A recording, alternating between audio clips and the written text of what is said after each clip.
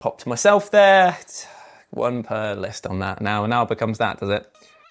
Alright there, you little demons. Jules here for whatculture.com, back again with another episode of the awesomely named and Author Lee hosted Choose Your Own Adventure, the weekly medieval themed format where I, the Crown Jules of whatculture.com, take a list chosen by you. Yes, you, the person who spent all of yesterday building a brand new desk that they were very, very excited about, only to finally set it up and realise that none of the attachments, like the teleprompter over here, like my camera equipment over here, they wouldn't fit on because it was about that much too thick for the clamps.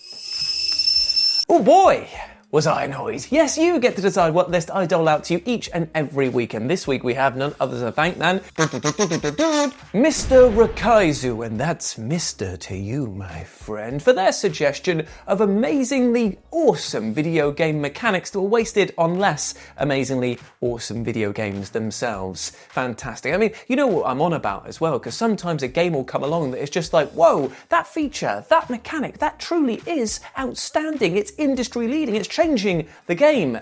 The rest of you, however, were you born in a skip? Stinky.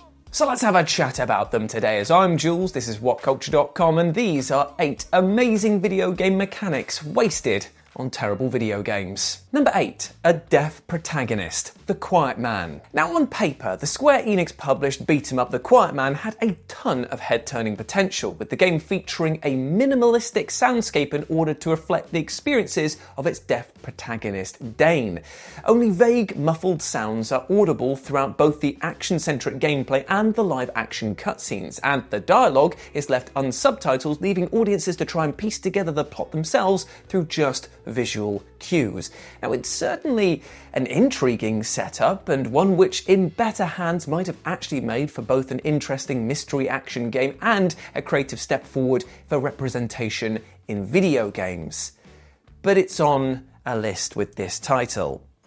So yeah, it was pretty bad. But even if you can forgive the deeply, deeply clunky combat, The Quiet Man's execution feels fundamentally flawed. Dane is shown regularly reading the lips and communicating with other characters in the game, so there's a bizarre disconnect between his comprehension of what's going on and our considerably lesser grasp. I mean, it's just like, Dane, mate, do you want to clue me in on what's going on in there? It feels like he's keeping all the secrets. What secrets are you keeping, Dane? As such, you're much more likely to be confused by this story than actually entertained by it. And then, after enough sort of backlash came out, they released a patch that added all of the game's audio back in and added in subtitles, and then it's just a generic action game.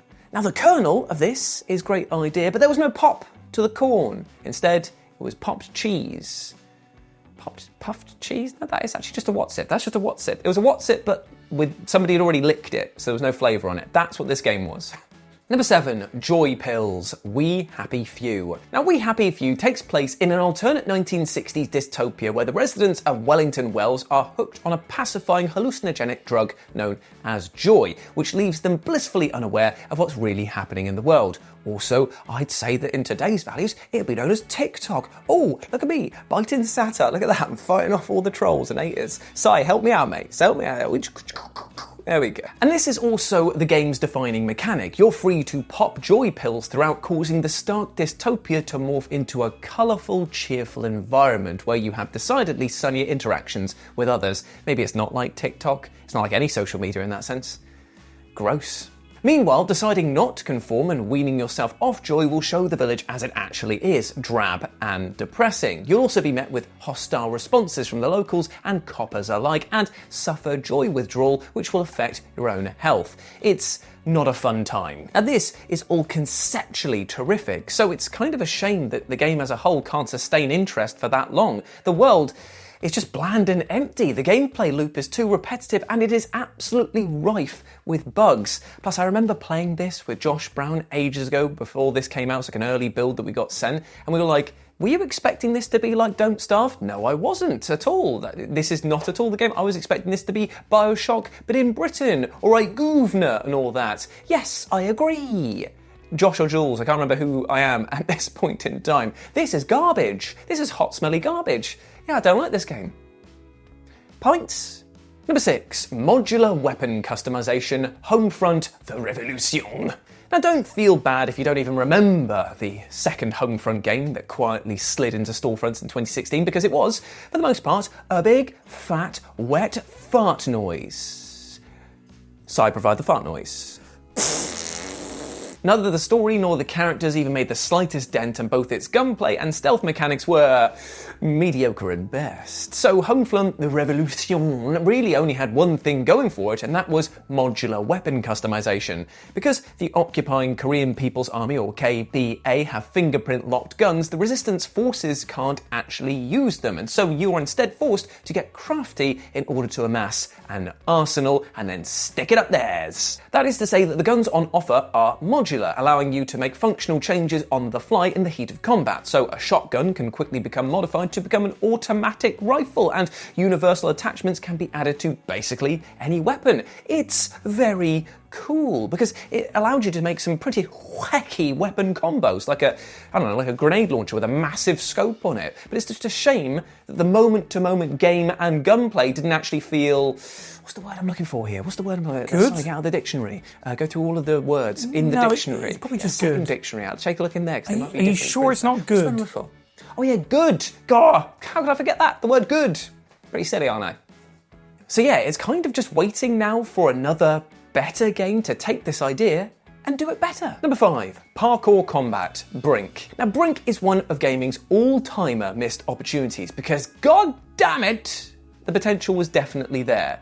Released in 2018, this multiplayer-centric first-person shooter was sold almost entirely on the eye-catching appeal of its parkour-infused combat, with players able to sprint around the map, vault onto platforms, and balletically leap back to the ground in fluid motion during shootouts. And this was governed by Brink's smooth movement across random terrain system, or SMART for short, which with the press of a single button would anticipate the player's next move and seamlessly execute it without complex button presses. But unfortunately, what we got instead was the Shart system, because the game was pretty poo. Because here's the thing, just because the game's lore, the game's art style, and the mechanics were really, really cool, it didn't amount to a hill of beans, god dang it, because the community was instantly hobbled by persistent bugs and zero content. Absolutely zero content. I remember buying this game, getting it home, loading it up, and within an afternoon I was like, where's the bloody rest of it? There's nothing to do.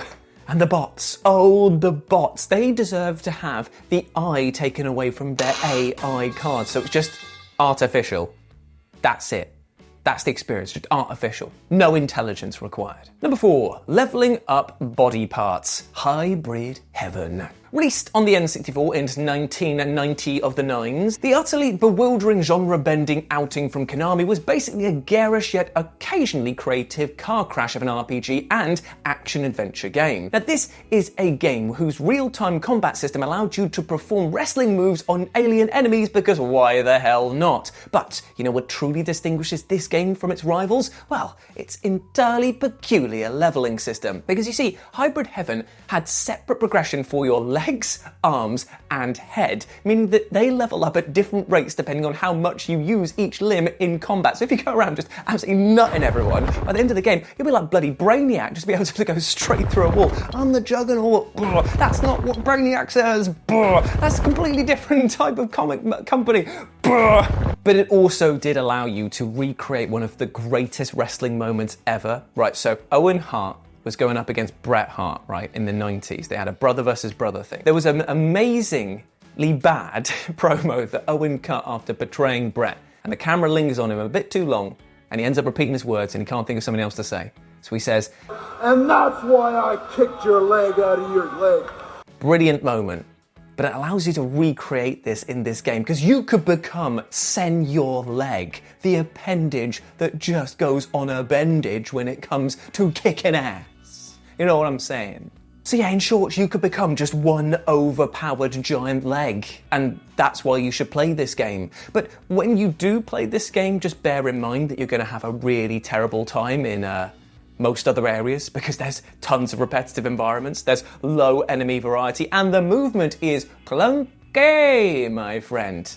making it an absolute slog to get through unless you're in combat and you can just kick the leg out of somebody's leg. Number 3, memory remixing Remember Me. The ironically monikered Remember Me kinda came and went in a blip in 2013, with most just dismissing it for its jumbled story and uninvolving gameplay. But that is, apart from one aspect that definitely got praise, and that was the memory remix sequences. Now, the protagonist of the game possesses an ability to enter people's memories and alter their perception of past events. These set pieces, of which there are precious few throughout the game unfortunately, are the definite highlight. And they're effectively like interactive cinematic puzzles in which you need to reconfigure memories for your benefit. But sadly, these segments often take a back seat to generic combat and platforming, effectively just feeling like a prototype for another type of game that snuck its way in. Now, developer Don't Nod obviously went on to bigger and better things with the Life is Strange series, but it's a shame that they never returned to the memory remix concept in a new title because, well, it's kind of the only part of this game that you're actually likely to remember today. Number 2, cloud-based destruction, Crackdown 3. Oh, Crackdown 3. You never really stood a chance, did you? Not even Terry Crews could save you, and that man's a legend. When Microsoft's open-world shooter sequel was first announced, its multiplayer mode was revealed to be employing innovative cloud computing technology to augment its city-wide destruction mechanics. Now, what this actually means is that it would allow for unprecedented levels of detail compared to any game being rendered on a single home system. Microsoft even boldly claimed that this real-time cloud-driven rendering would actually provide 20 times the power of a single Xbox One. But with the game's extensive delays came increasing skepticism about the viability of this cloud tech, especially with Microsoft being suspiciously quiet about it in the lead-up to Crackdown 3's release. And indeed, while the concept of farming out intensive environmental destruction certainly seemed interesting, the final game's destruction capabilities were scaled all the way back compared to the stunning early game footage. To compound this disappointment, Crackdown 3 also suffered from a snoozely generic gameplay loop and boring open world, enough so that many people just were like, explosions, is it? You got any more of that? Oh, you've got a bit of mischief as well. Just a tiny tad of mischief. I would like a bit more, please. Is there any more? No. Okay then, I will move on. Goodbye. Good day to you. Good day to you, Crackdown 3. I bid thee a good day. And number 1, voice-activated survival horror, Lifeline. Let's talk right now about the PS2 survival horror title, Lifeline, which was, if nothing else, brave.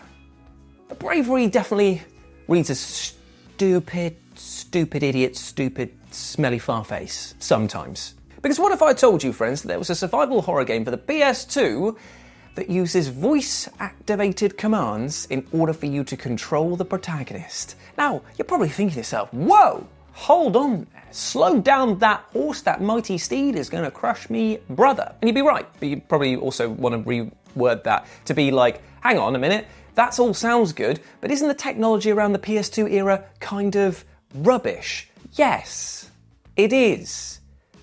Because trying to use a microphone to control something when it can barely register your voice at all is a problem in a game that requires that 100% of the time. So you best bloody hope you do not have an accent. Even my very middle of the road accent would struggle to be recognised by the main character here. It sucked, and I'm just glad I just didn't get the West Country accent, you know. I was born in Devon. There was a good chance that I could be standing here right now being like, alright mate, so have you ever heard this game Lifeline? It's bloody brilliant if you don't have an accent like me. Ooh, do you want to go down Farmer Darrell's orchard for some scrumpy? So yeah, trying to guide Rio, the main protagonist, to safety using your voice is infinitely harder when you can't use your goddamn voice. And even when you do, the actions that you can use to command her with are so basic, it's just like shoot, move, shoot, open.